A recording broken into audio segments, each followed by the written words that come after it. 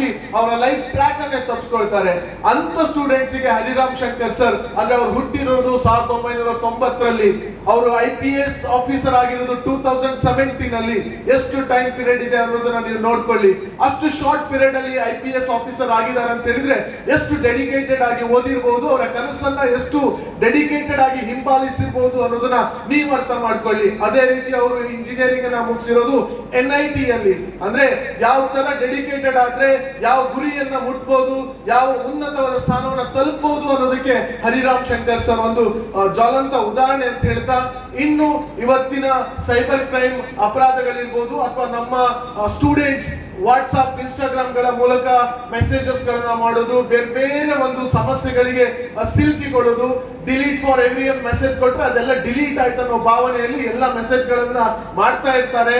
ಅದರ ಡೆಪ್ತ್ ಏನು, ಅದರಿಂದ ಲೈಫ್ ಹೇಗೆ ಹಾಳಾಗುತ್ತೆ ಅನ್ನೋದನ್ನ ಹರಿರಾಮ್ ಶಂಕರ್ ಸರ್ ಅವರ ಒಂದು ಸರ್ವಿಸ್ ಪೀರಿಯಡ್ ಅಲ್ಲಿ ತುಂಬಾ ಒಂದು ಸ್ಟೋರೀಸ್ ಗಳನ್ನ ನೋಡಿದ್ದಾರೆ. ಅದು ಕೂಡ ನಿಮ್ಗೆ ಅವ್ರು ಹೇಳ್ಬೋದು. ಅದರಿಂದ ನೀವು ಮುಂದೆ ಈ ತರ ತಪ್ಪುಗಳನ್ನ ಮಾಡಬಾರ್ದು. ಸೋಷಿಯಲ್ ಮೀಡಿಯಾ ಅಥವಾ ಇನ್ಸ್ಟಾಗ್ರಾಮ್, ಫೇಸ್ಬುಕ್ ಅಂತ ನಿಮ್ ಲೈಫ್ ಅನ್ನ ಹಾಳು ಮಾಡ್ಕೊಳ್ಬಾರ್ದು ಅನ್ನೋ ಕಾರಣಕ್ಕೆ ಹರಿರಾಮ್ ಶಂಕರ್ ಸರ್ ಇವತ್ತು ನಿಮ್ ಮುಂದೆ ಮಾತನಾಡ್ಲಿಕ್ಕಿದ್ದಾರೆ.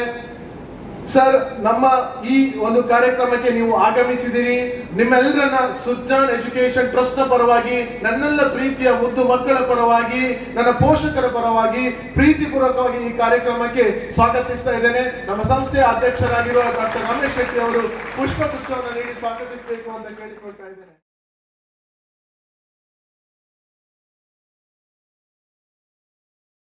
Parents very much. Dear all, the brainchild of three eminent personalities. They are none other than humble gesture of surrender towards the divine. Let us see of tomorrow. Foreseeing the welfare of the students' future and to train them leadership skills, the school students of the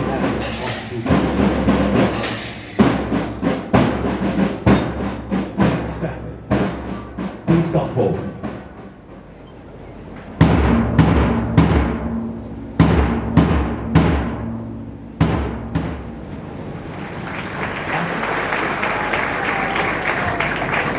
Sports Minister Roshan, 9th standard. Food Minister Ritesh R from 10th standard.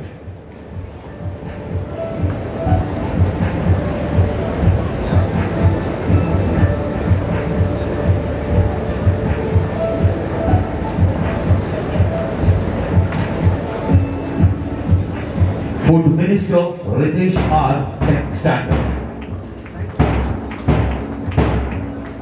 Discipline Minister Anish R from 10th standard.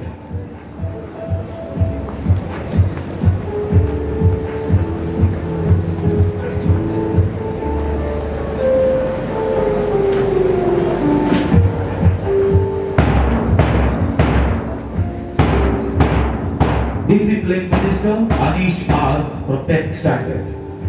I would like to call upon the Cultural Minister Pratiksha Madiwala, 10th standard, to come forward.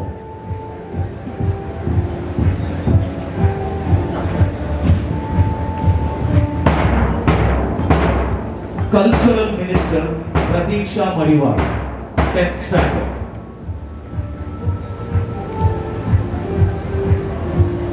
English Ambassadors Dashani U. Shetty, 10th standard, and Sanjana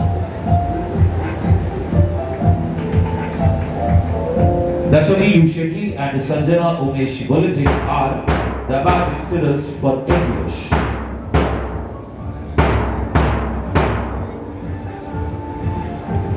The next minister will be the Educational Minister Brahmi R. Shetty from 10th standard. Please come forward. The Educational Minister, the Captain of Terra Team Shravani G. Bhatt, 10th standard. Captain Terra Team.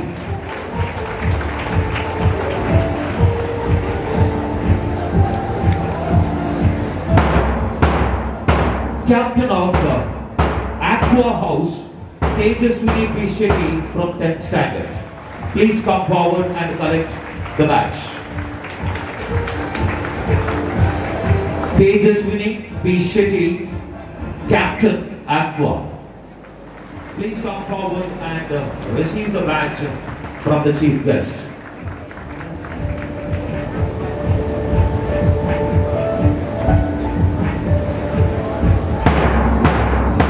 Shahil J, the captain of Vectors team.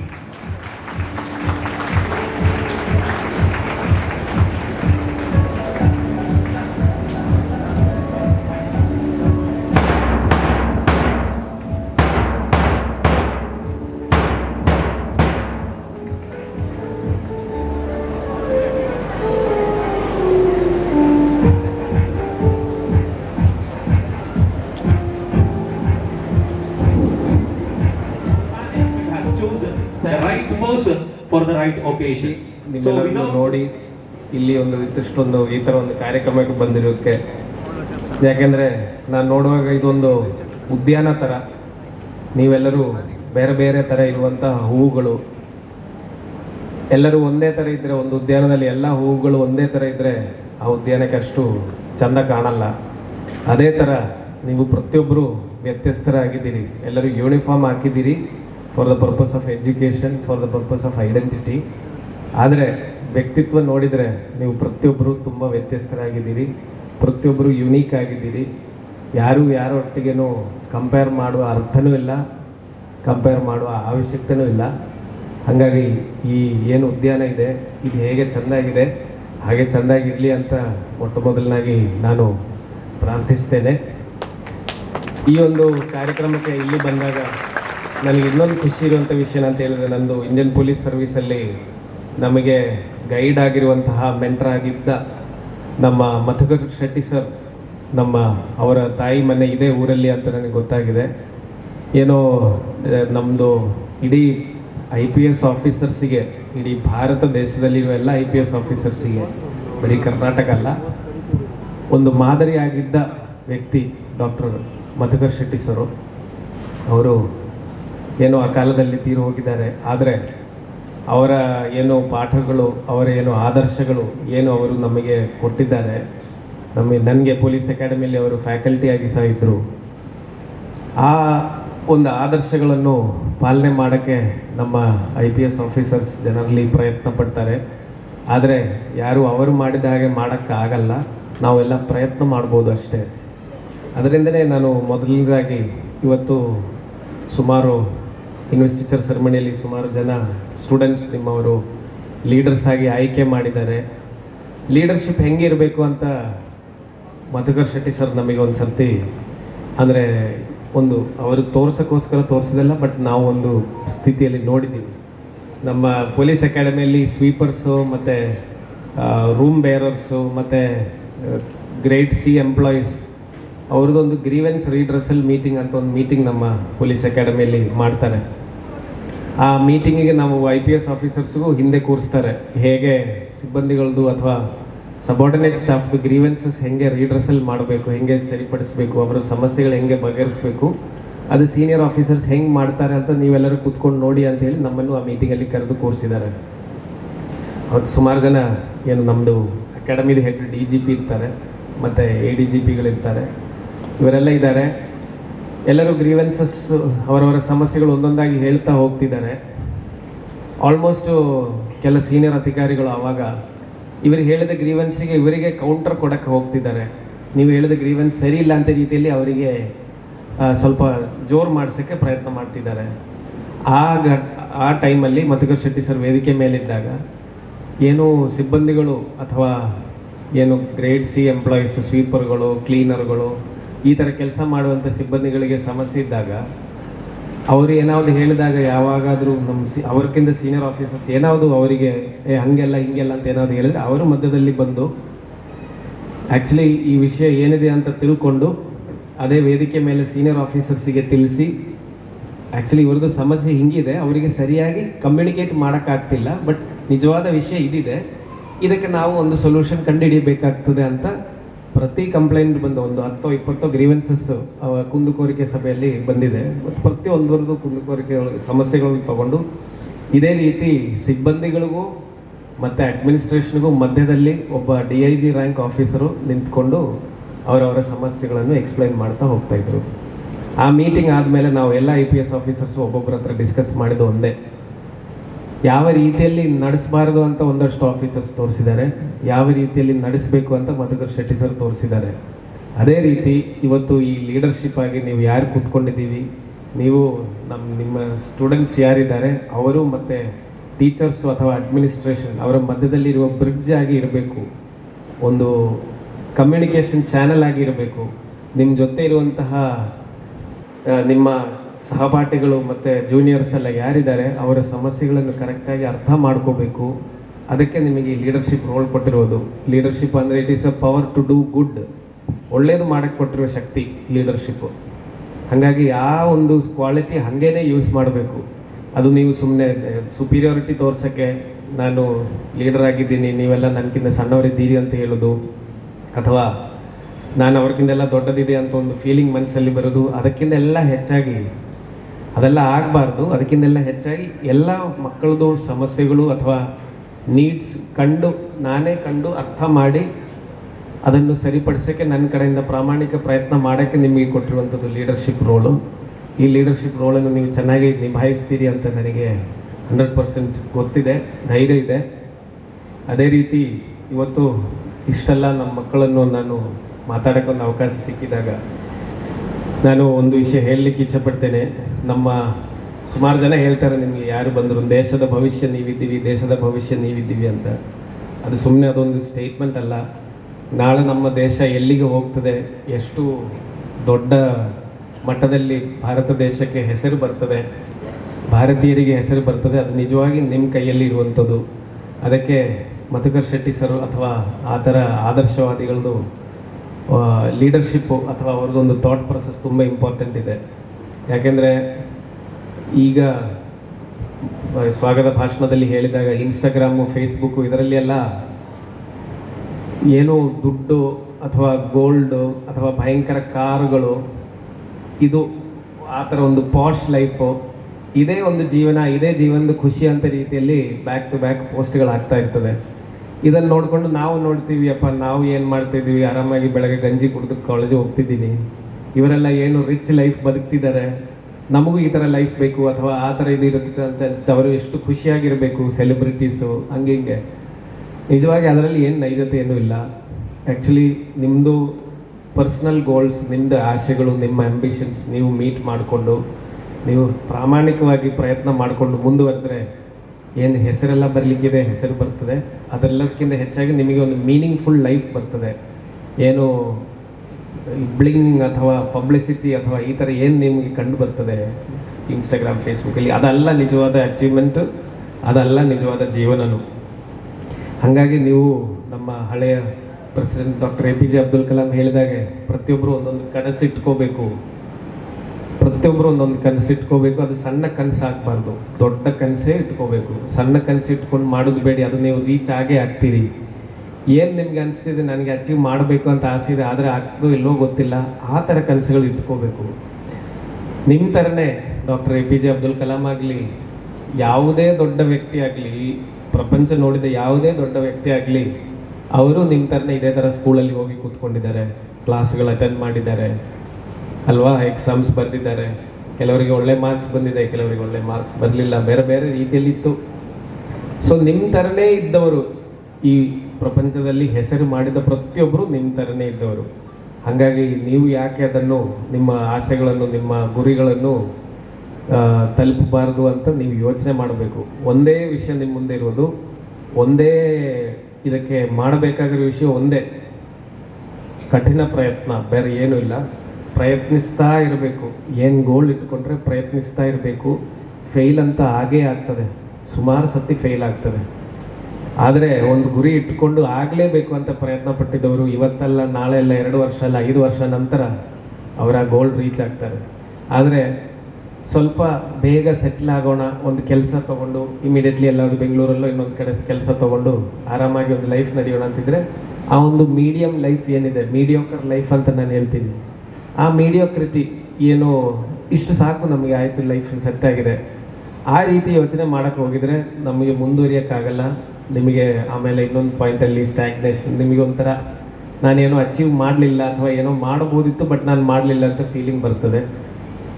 ಅದಾಗಲಿಕ್ಕೆ ಅವಕಾಶ ಕೊಡಬೇಡಿ. ದೊಡ್ಡ ಕನಸನ್ನೇ ಮನಸ್ಸಲ್ಲಿ ಇಟ್ಕೊಳ್ಳಿ. ಅದು reach ಆಗಬೇಕಾ ಬೇಡವಾ ಅಂತ decide ಮಾಡೋದು ಬೇರೆ ಯಾರೂ ಅಲ್ಲ, ನೀವೇ. ನಿಮ್ಮ ಪ್ರಯತ್ನನೇ, ಬೇರೆ ಏನೂ ಅಲ್ಲ ಅಂತ ನಾನು ಹೇಳಕ್ಕೆ ಇಚ್ಛೆ ಪಡ್ತೀನಿ. ಮತ್ತು ಇವತ್ತಿನ ದಿನ ಲೀಗಲ್ ಅವೇರ್ನೆಸ್ ಬಗ್ಗೆ ಹೇಳಬೇಕಾದ್ರೆ, ಇವತ್ತು PUC ಮತ್ತು ಕೆಳಗಿನ ತಗೊಂಡು ನೀವು ನಮಗೆ ನಾನು ಹೇಳೋದು ಕೇಳಬೇಕು, ಇಲ್ಲಾಂದರೆ ಈ ವಿಡಿಯೋ ನಾನು ಹೊರಗೆ ಬಿಡ್ತೀನಿ, ನಿಮ್ಮದು ಮರ್ಯಾದೆ ಹೋಗ್ತದೆ, ಸಮಾಜದಲ್ಲಿ ನಿಮ್ಮ ಸಮಸ್ಯೆ ಆಗ್ತದೆ, ನಿಮ್ಮ ತಂದೆ ತಾಯಿ ನಿಮಗೆ ಬೈತಾರೆ ಅಂತ ಹೇಳಿಕೊಂಡು ಬ್ಲ್ಯಾಕ್ ಮೇಲಿಂಗ್ ಮಾಡುವಂಥದ್ದು ಸುಮಾರು ಕಡೆ ಆಗ್ತಾ ಇದೆ. ದಯವಿಟ್ಟು ಈ ಥರ ಘಟನೆಗಳು ಏನಾವುದು ಆಗಿದ್ರೆ ಸಧೈರ್ಯವಾಗಿ ಪೊಲೀಸರ ಹತ್ರ ಬರಬೇಕು. ಈ ಥರ ಆಗಿದೆ ಅಂತ ಇದರಿಂದ ಏನು ಮರ್ಯಾದೆ ಹೋಗೋ ಸಮಸ್ಯೆ ಏನು ಬರಲ್ಲ. ತಪ್ಪು ನೀವು ಮಾಡಲಿಲ್ಲ, ತಪ್ಪು ಮಾಡಿದವನು ವಿಡಿಯೋ ರೆಕಾರ್ಡ್ ಮಾಡಿದವನು ತಪ್ಪು ಮಾಡಿದ್ದಾನೆ. ಅರ್ಥ ಆಯ್ತಲ್ಲ? ಎಲ್ಲರಿಗೂ ಅರ್ಥ ಆಯ್ತಾ ಈ ವಿಷಯ? ನಿಮಗೆ ಯಾರು ಈ ಥರ ಇಟ್ಕೊಂಡು ನಾನು ನನ್ನ ಅಪ್ಪನಿಗೆ ತೋರಿಸ್ತೀನಿ ಅಮ್ಮನಿಗೆ ತೋರಿಸ್ತೀನಿ ಅಂತ ಹೇಳಿ ಹೆದರ್ಸಿದ್ರೆ ಅದಕ್ಕೆ ಹೆದರಬಾರ್ದು. ನಿಮ್ಮದು ಭವಿಷ್ಯ ಹಾಳು ಮಾಡ್ತಾರೆ ಅಂತ ಹೆದರಿಸ್ತಾರೆ, ಅದಕ್ಕೆ ಹೆದರಬಾರ್ದು. ಪೊಲೀಸರ ಹತ್ರ ಬರಬೇಕು, ನಾವು ಅದನ್ನು ಸರಿಪಡಿಸ್ತೇವೆ, ನಮಗೆ ಅದಕ್ಕೆ ಶಕ್ತಿ ಇದೆ. ನಾವು ಪೊಲೀಸರು ಅಂತ ಹೇಳಿದರೆ ಕಳ್ಳರಿಗೆ, ಕ್ರಿಮಿನಲ್ಸಿಗೆ, ರೌಡಿಗಳಿಗೆ ನಮ್ಮ ಮೇಲೆ ಹೆದರಿಕೆ ಇರಬೇಕು. ಬಟ್ ಸಾರ್ವಜನಿಕರಿಗೆ, ಮಕ್ಕಳಿಗೆ ಕಂಪ್ಲೇಂಟ್ ಕೊಡಕ್ಕೆ ಬರುವಂಥವರಿಗೆ ನಮ್ಮ ಮೇಲೆ ಪ್ರೀತಿ ಇರಬೇಕು, ನಮ್ಮ ಮೇಲೆ ಗೌರವ ಇರಬೇಕು. ಅದು ಪೊಲೀಸ್ ಹೇಗಿರಬೇಕು ಹಂಗೆ ಇರಬೇಕಾಗ್ತದೆ.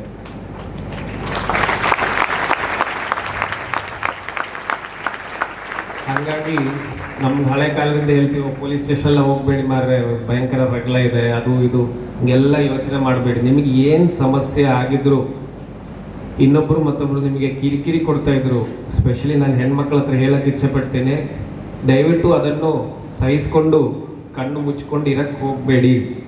ದಯವಿಟ್ಟು ಅದು ಪೊಲೀಸರ ಹತ್ರ ಹೇಳಿ ಅದನ್ನು ಸರಿ ಮಾಡಿಸೋಕ್ಕೆ ನಮ್ಮ ಹತ್ರ ಅವಕಾಶ ಇದೆ, ಅದನ್ನು ಸರಿಪಡಿಸೋಕ್ಕೆ ನಮಗೆ ಶಕ್ತಿ ಇದೆ. ಇನ್ನು 10 ಜನರಿಗೆ ಗೊತ್ತಾಗಿದ್ರೆ ಏನಾಗ್ತದೆ, ಇಂಟರ್ನೆಟ್ಟಲ್ಲಿ ಅಪ್ಲೋಡ್ ಮಾಡಿದರೆ ಏನಾಗ್ತದೆ, ನಮ್ಮದು ಫೋಟೋ ತೆಗೆದು ವಿಡಿಯೋ ಹಾಕಿದರೆ ಏನಾಗ್ತದೆ, ಇನ್ಸ್ಟಾಗ್ರಾಮಲ್ಲಿ ಫೇಸ್ಬುಕ್ಕಲ್ಲಿ ನಮ್ಮ ಬಗ್ಗೆ ಕೆಟ್ಟದಾಗಿ ಬರೆದ್ರೆ ಏನಾಗ್ತದೆ, ಇವೆಲ್ಲ ನೀವು ಯೋಚನೆ ಮಾಡಬೇಡಿ. ಅದೆಲ್ಲ ಸರಿಪಡಿಸೋಕ್ಕೆ ನಾವಿದ್ದೀವಿ.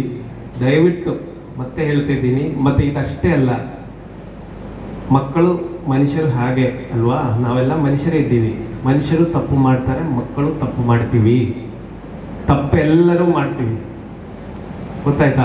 ಆ ತಪ್ಪನ್ನು ಯಾರೋ ಹಿಡ್ಕೊಂಡು ನಿಮ್ಮನ್ನು ಹೆದರಿಸೋದು, ನೀವು ತಪ್ಪು ಮಾಡಿದ್ರೆ ನಮಗೆ ಗೊತ್ತಾಗಿದೆ, ನಾವು ನಿಮ್ಮನ್ನು ಸುಮ್ಮನೆ ಬಿಡಲ್ಲ ಅಂತ ಹೇಳಿ ನಿಮಗೆ ಬ್ಲ್ಯಾಕ್ ಮೇಲ್ ಮಾಡೋದು, ಇದಾಗಲಿಕ್ಕೆ ಅವಕಾಶ ಕೊಡಬೇಡಿ. ತಪ್ಪೆಲ್ಲರೂ ಮಾಡ್ತಾರೆ, ಅದನ್ನು ಸರಿಪಡಿಸ್ಬೋದು. ನೀವೆಲ್ಲರೂ ಮಕ್ಕಳಿದ್ದೀರಿ, 12 ವಯಸ್ಸು, 17 ವಯಸ್ಸು, 16 ವಯಸ್ಸು, ಎಲ್ಲರೂ ಮಕ್ಕಳಿದ್ದೀರಿ. ನೀವು ತಪ್ಪುಗಳು ಮಾಡೋದು ಸಹಜ, ಅದರ ಬಗ್ಗೆ ಯಾವ ಗಿಲ್ಟಿ ಫೀಲಿಂಗ್ ಆಗುವ ಅವಶ್ಯಕತೆ ಇಲ್ಲ. ಓಕೆ, ನಾವು ಇಲ್ಲಾಂದರೆ ಮಕ್ಕಳು ಮತ್ತು ಅಡಲ್ಟ್ಸ್ ಅಂತೇಳಿ 2 ಗ್ರೂಪು, ಕಾನೂನು 18 ವಯಸ್ಸು ಕೆಳಗಿರುವ ಮಕ್ಕಳಿಗೆ ಬೇರೆ, 12 ವಯಸ್ಸಿಗಿಂತ ಮೇಲಿರುವಂಥ ಮಕ್ಕಳಿಗೆ ಬೇರೆ ಇರೋದು ಯಾವ ಅವಶ್ಯಕತೆ ಇದೆ? ಯಾಕೆ? ಇದೇ ಕಾರಣಕ್ಕೆ. ಯಾಕಂದರೆ 18 ವಯಸ್ಸಿಗಿಂತ ಕೆಳಗಿರುವ ಮಕ್ಕಳು ತಪ್ಪುಗಳು ಮಾಡ್ತಾರೆ, ಕೆಲವೊಂದು ವಿಷಯಗಳು ಗೊತ್ತಾಗಲ್ಲ, ಅವರಿಗೆ ಸರಿಯಾಗಿ ಯೋಚನೆ ಮಾಡೋಕ್ಕಾಗಲ್ಲ, ಏನೋ ಒಂದು ಪರ್ಸನಲಿ ಮಾಡಿರ್ತೀವಿ ಅಥವಾ ಟಿವಿಯಲ್ಲಿ ಮೂವಿಯಲ್ಲಿ ನೋಡ್ಕೊಂಡು ಅದರದ್ದು ನೋಡ್ಕೊಂಡು ಮಾಡ್ತೀರಿ. ಆ ಅವಕಾಶ ಯಾರಿಗೂ ಕೊಡಬೇಡಿ. ನಿಮ್ಮನ್ನು ಹರ್ಟ್ ಮಾಡೋಕ್ಕೆ ಅಥವಾ ನಿಮ್ಮ ಒಟ್ಟಿಗೆ ಇರುವಂಥ ಇನ್ನೊಬ್ಬರಿಗೆ ಹರ್ಟ್ ಮಾಡೋಕ್ಕೆ ಯಾವುದೇ ರೀತಿಯಲ್ಲಿರುವ ತೊಂದರೆ ಆಗ್ಲಿಕ್ಕೆ ಬಿಡಬೇಡಿ. ಕಾನೂನು ಸ್ಟ್ರಾಂಗ್ ಇದೆ, ನಾವು ಎಲ್ಲ ರೀತಿಯಲ್ಲೂ ನಿಮಗೆ ಬೆಂಬಲಿಸ್ತೀವಿ. ಯಾವುದೇ ಕಾರಣಕ್ಕೆ ಬಾಯಿ ಮುಚ್ಚಿಕೊಂಡು ಅದನ್ನು ಸಹಿಸಿಕೊಳ್ಳೋ ಅವಶ್ಯಕತೆ ಇಲ್ಲವೇ ಇಲ್ಲ. ಎರಡನೇದು, ಇನ್ಸ್ಟಾಗ್ರಾಮ್, ಫೇಸ್ಬುಕ್ಕು, ವಾಟ್ಸಪ್ ಇದರಲ್ಲೆಲ್ಲ ತೋರಿಸೋದು ಒಂದು ಸುಳ್ಳು ಲೋಕ ಇದೆ, ಅದನ್ನು ನಂಬಬೇಡಿ. ಮತ್ತು ಅದರಲ್ಲಿರುವಂಥ ಲಿಂಕ್ಗಳು ಅದು ಇದು ಎಲ್ಲ ಕ್ಲಿಕ್ ಮಾಡಿ ದುಡ್ಡು ಕಳ್ಕೊಳ್ಳೋದು ಅಥವಾ ನಿಮ್ಮದು ಪ್ರೈವೇಟ್ ಫೋಟೋಸ್ ಅವರು ತೊಗೊಳ್ಳೋದು, ಈ ಥರ ಎಲ್ಲ. ಮತ್ತು ಲೋನ್ ಆ್ಯಪ್ಸ್ ಅಂತ ಹೇಳಿ ಅಪ್ಲಿಕೇಶನ್ ಡೌನ್ಲೋಡ್ ಮಾಡಿ ನಿಮಗೆ 2,000 3,000 ಸುಮ್ಮನೆ ಕೊಡ್ತಾರೆ. ಬಟ್ ಆ ಆ್ಯಪ್ ಇನ್ಸ್ಟಾಲ್ ಮಾಡುವಾಗ ನಿಮ್ಮದು ಪರ್ಮಿಷನ್ ಕೇಳುವಾಗ ನಿಮ್ಮದು ಗ್ಯಾಲರಿದು ಪರ್ಮಿಷನ್ ಕೊಟ್ಟಿರ್ತೀವಿ. ಆಮೇಲೆ ನಿಮ್ಮದು ಫೋಟೋಸ್ ತೆಗೆದು ಅವರು ನಿಮ್ಮದು ರಿಲೇಟಿವ್ಸು ಮತ್ತು ಕಾಂಟ್ಯಾಕ್ಟ್ಸಿಗೆಲ್ಲ ಕಳಿಸ್ಕೊಟ್ಟು ನಿಮ್ಮ ಹತ್ರದಿಂದ ಮತ್ತೆ ದುಡ್ಡು ವಸೂಲಿ ಮಾಡೋಕ್ಕೆ ಶುರು ಮಾಡ್ತಾರೆ. ಇವೆಲ್ಲ ಆಗಲಿಕ್ಕೆ ಅವಕಾಶ ಕೊಡಬೇಡಿ. ಆ ಥರ ಆಗಿದ್ರು ದಯವಿಟ್ಟು ಪೊಲೀಸರ ಹತ್ರ ಬನ್ನಿ. ಇನ್ನು ಈ ಮಾದಕ ವಸ್ತುಗಳ ಬಗ್ಗೆ ಹೇಳಬೇಕಾದ್ರೆ, ನಮ್ಮ ಮೂವೀಸಲ್ಲೂ ನಮ್ಮ ಟಿ ವಿ ಚಾನೆಲ್ಗಳಲ್ಲೂ ಕೆಲವೊಂದು ಮೂವಿಗಳಲ್ಲೂ ಕೆಲವೊಂದು ಇದರಲ್ಲೂ ಅಷ್ಟೇ ಹೀರೋಯಿಸಮ್ ಅಂತ ಹೇಳಿದರೆ ಇವೆಲ್ಲ ಬಳಸುವಂಥದ್ದು, ಮಾದಕ ವಸ್ತುಗಳು ಬಳಸುವಂಥದ್ದು, ಮತ್ತು ಎಣ್ಣೆ ಹೊಡೆಯುವಂಥದ್ದು, ಸಿಗರೆಟ್ ಸೇರುವಂಥದ್ದು, ಇವೆಲ್ಲ ಏನಿದೆ ಇದೆಲ್ಲ ಭಯಂಕರ ಹೀರೋಯಿಸಮ್ ಥರ ತೋರಿಸಿದ್ದಾರೆ. ಅದೇ ರೀತಿ ವೈಲೆನ್ಸು ನಮ್ಮ ಥಿಯೇಟರ್ಗಳಲ್ಲಿ ಓಡುವಂಥದ್ದು, ಹಿಟ್ ಆಗುವಂಥದ್ದೆಲ್ಲ ಜಾಸ್ತಿ ವೈಲೆನ್ಸ್ ಮೂವಿಗಳೇ. ಅದು ಒಂದು ಟೆಂಡೆನ್ಸಿ ಜನರಿಗೆ ನೋಡಲಿಕ್ಕೆ ಅದು ಒಂದು ಎಂಟರ್ಟೈನ್ಮೆಂಟು. ಬಟ್ ಅದಕ್ಕೂ ರಿಯಲ್ ಲೈಫ್ಗೂ ಏನು ಸಂಬಂಧ ಇಲ್ಲ. ರಿಯಲ್ ಲೈಫ್ ಹೀರೋಯಿಸಮಲ್ಲಿ ಯಾರು ಚಾಕು ಮಚ್ಚು ತೊಗೊಂಡೋಗಿ ಹೊಡೆಯಲ್ಲ. ಚಾಕು ಮಚ್ಚು ತೊಗೊಂಡೋಗಿ ಹೊಡೆಯೋರು ರೌಡಿ ಶೀಟರ್ಸ್ ಇದ್ದಾರೆ. ಅವರಿಗೆ ಪೊಲೀಸ್ ಸ್ಟೇಷನಿಗೆ ಕರ್ಕೊಂಡ್ಬಂದು ಜೈಲಿಗೆ ಕಳಿಸುವಂಥದ್ದು ನಮ್ಮ ಕೆಲಸ. ರಿಯಲ್ ಲೈಫ್ ಹೀರೋಯಿಸಮ್ ಅಂತ ಹೇಳಿದರೆ ಇದೆಲ್ಲ ಅರ್ಥ ಮಾಡಿಕೊಂಡು ಸಮಾಜದಲ್ಲಿ ಕಾನೂನು ಪ್ರಕಾರ ಕಾನೂನಿನ ಚೌಕಟ್ಟು ಒಳಗಡೆ ಇದ್ದು ದೇಶ ಸೇವೆ ಮಾಡೋಕ್ಕೆ ಏನು ಮಾಡೋಕ್ಕಾಗ್ತದೆ ಅದನ್ನು ಮಾಡೋದು ನಿಜವಾದ ಹೀರೋಯಿಸಮ್. ಇದನ್ನು ದಯವಿಟ್ಟು ಅರ್ಥ ಮಾಡಿಕೊಳ್ಳಿ. ಮತ್ತು ತಮಾಷೆಗಾದ್ರೂ ಟೆಸ್ಟ್ ಮಾಡೋಣ, ಇದರಲ್ಲಿ ಏನಿದೆ ಅಂತ ನೋಡೋಣ ಅಂತ ಹೇಳಿನೂ ಮಾದಕ ವಸ್ತುಗಳನ್ನು ಯೂಸ್ ಮಾಡಬೇಡಿ. ಒಂದು ವೇಳೆ ನಿಮ್ಮಲ್ಲಿ ನಿಮ್ಮ ಫ್ರೆಂಡ್ಸ್ ಯಾರಾವುದು ಮಾದಕ ವಸ್ತುಗಳು ಯೂಸ್ ಮಾಡ್ತಿದ್ದಾರೆ ಅಥವಾ ಅವರಿಗೆ ಯಾರೋ ಸೆಲ್ ಮಾಡಿದ್ದಾರೆ ಅಂತಿದ್ರೆ ಪೊಲೀಸರ ಹತ್ರ ಗುಪ್ತವಾಗಿ ಹೇಳಿ. ನಾವು ಅವರಿಗೆ ಹಿಡಿದು ಪೊಲೀಸಿಗೂ ಜೈಲಿಗೆ ಕಳಿಸ್ಲಿಕ್ಕೆಲ್ಲ, ಅವರಿಗೆ ಕರೆದು ಮಾತಾಡಿ ಅವ್ರ ಸಮಸ್ಯೆಯನ್ನು ಬಗೆಹರಿಸಿ ಇವರಿಗೆ ಸಪ್ಲೈ ಮಾಡುವಂಥ ವ್ಯಕ್ತಿಗಳು ಯಾರಿದ್ದಾರೆ ಅವರನ್ನು ಅರೆಸ್ಟ್ ಮಾಡಿ ಈ ಸಮಸ್ಯೆಯನ್ನು ಬಗೆಹರಿಸಬೇಕು ಅಂತ ಉದ್ದೇಶದಲ್ಲಿ ಹೇಳ್ತಿರೋದು. ನಾವು ಮಕ್ಕಳನ್ನು ಪನಿಷ್ ಮಾಡಲ್ಲ, ನಾವು ಮಕ್ಕಳಿಗೆ ಯಾವುದೇ ರೀತಿಯಲ್ಲಿರೋ ತೊಂದರೆ ಕೊಡಲ್ಲ. ಹಾಗಾಗಿ ಆ ಥರ ಮಾಹಿತಿಗಳಿದ್ರೆ ದಯವಿಟ್ಟು ನಮ್ಮ ಗಮನಕ್ಕೆ ತನ್ನಿ. ನಮ್ಮ ಗಮನಕ್ಕೆ ತಂದರೆ ನಾವು ಅದನ್ನು ಸರಿಪಡಿಸೋಕ್ಕಾಗ್ತದೆ. ಹೀಗೆ ಸುಮಾರು ವಿಷಯಗಳಿವೆ. ಬಟ್ ನನಗೆ ಸಮಯದ ಕೊರತೆ ಇದೆ. ಇವತ್ತು ನನ್ನ ಸೀನಿಯರ್ ಆಫೀಸರ್ಸ್ ಬರ್ತಿದ್ದಾರೆ, ಒಂದು ಇನ್ಸ್ಪೆಕ್ಷನ್ಗೆ ಹೋಗಬೇಕಾಗ್ತದೆ. ಆದರೂ ಒಂದೇ ವಿಷಯ ನಾನು ಇದೆಲ್ಲ ಆದಮೇಲೆ ಹೇಳೋಕ್ಕೆ ಇಚ್ಛೆಪಡ್ತೀನಿ. ಪೊಲೀಸರು ನಿಮ್ಮ ಫ್ರೆಂಡ್ಸ್ ಇದ್ದಾರೆ, ಅವರ ಹತ್ರ ನೀವು ನಿಮ್ಮ ತಂದೆ ತಾಯಿ ಹತ್ರ ಹೇಳೋಕ್ಕಾಗದೇ ಇರುವ ಸಮಸ್ಯೆಗಳು ಬೇಕಾದ್ರೂ ಬಂದು ಹೇಳ್ಬೋದು. ನಾವು ಇದ್ದೀವಿ ನಿಮಗೆ ಹೆಲ್ಪ್ ಮಾಡೋಕ್ಕೆ. ನೀವು ದೊಡ್ಡ ದೊಡ್ಡ ಕನಸುಗಳು ನೋಡಬೇಕು, ದೊಡ್ಡ ದೊಡ್ಡ ವ್ಯಕ್ತಿಗಳಾಗಬೇಕು, ಒಳ್ಳೆಯ ಮನುಷ್ಯರಾಗಬೇಕು, ಒಳ್ಳೆಯ ಆದರ್ಶವಾದಿಗಳಾಗಿರಬೇಕು. ನಿಮ್ಮ ಊರಿನ ಮಧುಕರ್ ಶೆಟ್ಟಿ ಸರ್ ಥರನೇ ಇದೆಲ್ಲ ನನ್ನ ಆಸೆಗಳು. ಇದೆಲ್ಲ ಆಗಲಿಕ್ಕೆ ನಿಮಗೆ ದೇವರ ಶಕ್ತಿ ಕೊಡಲಿ. ಹಾಗೂ ಎಲ್ಲ ರೀತಿಯಲ್ಲೂ ಸರ್ಕಾರ ಆಗಲಿ ಪೊಲೀಸ್ ಇಲಾಖೆ ಆಗಲಿ ನಿಮ್ಮ ಬೆಂಬಲದಲ್ಲಿ ಇರ್ತೀವಿ, ನಿಮಗೆ ಸಪೋರ್ಟ್ ಮಾಡ್ತೀವಿ ಅಂತ ಹೇಳ್ತಾ, ನಾಳೆ ಈ ಗ್ರೂಪಿಂದ ಬರೀ IAS IPS ಆಗಬೇಕು ಅಂತಲ್ಲ ಅಥವಾ ಡಾಕ್ಟರ್ಸು ಇಂಜಿನಿಯರ್ಸ್ ಆಗಬೇಕು ಅಂತಲ್ಲ. ನಾಳೆ ಈ ಗ್ರೂಪಿಂದ ದೇಶದ ಪ್ರಧಾನಿಯೋ, ನಮ್ಮ ಕರ್ನಾಟಕ ಚೀಫ್ ಮಿನಿಸ್ಟ್ರೋ, ಹೋಮ್ ಮಿನಿಸ್ಟ್ರೋ ಹಾಗೆ ಯಾವುದೇ ನಿಮ್ಮ ಕನಸು ಏನೇ ಇರಲಿ, ಫಿಲಿಮ್ ಹೀರೋ ಯಾವುದೇ ಇರಲಿ ನಿಮ್ಮ ಕನಸು, ಆ ಕನಸು ನೆನಸಾಗಲಿ. ಅದಕ್ಕೆ ನೀವಷ್ಟೇ ಪ್ರಯತ್ನ ಪಡಬೇಕು ಅಂತ ಮತ್ತೊಮ್ಮೆ ನಿಮಗೆಲ್ಲ ನೆನಪಿಸ್ತಾ ನನ್ನ ಮಾತನ್ನು ನೀವು ಒಂದು ರೆಪ್ರೆಸೆಂಟೇಟಿವ್ ಸುಮಾರು 1200 ವಿದ್ಯಾರ್ಥಿಗಳಿಗೆ, ಸ್ಕೂಲ್ ವಿದ್ಯಾರ್ಥಿಗಳಿಗೆ ನೀವೆಲ್ಲ ಒಂದು 10-15 ವಿದ್ಯಾರ್ಥಿಗಳು ರೆಪ್ರೆಸೆಂಟೇಟಿವ್ ಆಗಿದ್ದೀರಿ. ಇದನ್ನ ಕರೆಕ್ಟ್ ಆಗಿ ಇಂಪ್ರೂವ್ ಮಾಡಬೇಕು. ನಿಮ್ಮ ಮನಸ್ಸಲ್ಲಿ ಇರಬೇಕು, ನಾನು ಎಲ್ಲ ವಿದ್ಯಾರ್ಥಿಗಳಿಗೆ ಒಳ್ಳೆ ರೀತಿಯಲ್ಲಿ ಆಗಿರಬೇಕು ಅಂತ. ಇನಿಷಿಯೇಟಿವ್ ಆಗಿರಬೇಕು. You must take the lead and inspire others. ನೀವು ಒಂದು ಇನ್ಸ್ಪೈರ್ ಮಾಡುವಾಗಿರ್ಬೇಕು. ಲೀಡರ್ಸ್ ಅಂದರೆ ನೆಕ್ಸ್ಟ್ ಜೂನಿಯರ್ಸ್ ನಿಮ್ಮನ್ನು ಕಲ್ಕೊಂಡು ಹೋಗಿರಬೇಕು. And you should respect others. Respect ಇರುವಂಥದ್ದು very important. You should respect others, then only you will get respect. ಈ ರೀತಿಯಾದ leadership quality, ಕೆಲವೊಂದು ಕ್ವಾಲಿಟಿಯನ್ನು ನೀವು ಕಲ್ತ್ಕೊಳ್ಬೇಕಾಗತ್ತೆ.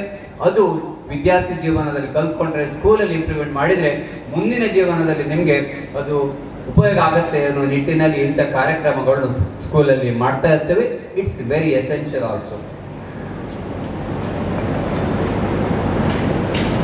ಮಧುಕರ್ ಶೆಟ್ಟಿ ಬಗ್ಗೆ ಪ್ರತಾಪ್ ಸರ್ ಸಹ ಹೇಳಿದ್ರು. ಇಲ್ಲಿಯ ಪಕ್ಕದ ನಿಮ್ಮ ರೋಡಿಂದ ಆ ಕಡೆ ಅವರ ಮನೆ ಇದೆ ಅಂತೆ. ನಾವು ನೋಡಲಿಲ್ಲ.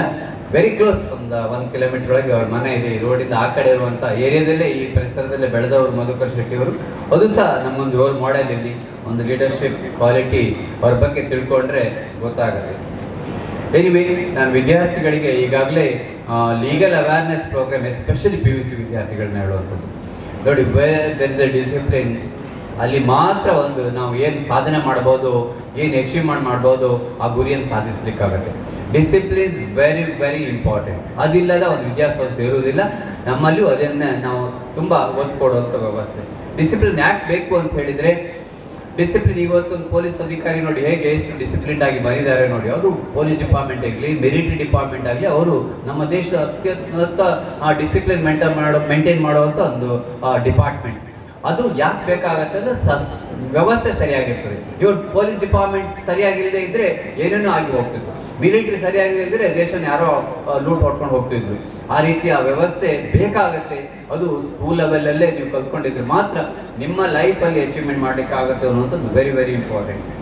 ಇನ್ನು ಲೀಗಲ್ ಅವೇರ್ನೆಸ್, ಬ್ಯಾಡ್ ಹ್ಯಾಬಿಟ್ಸ್, ಯಾವುದೇ ಬ್ಯಾಡ್ ಹ್ಯಾಬಿಟ್.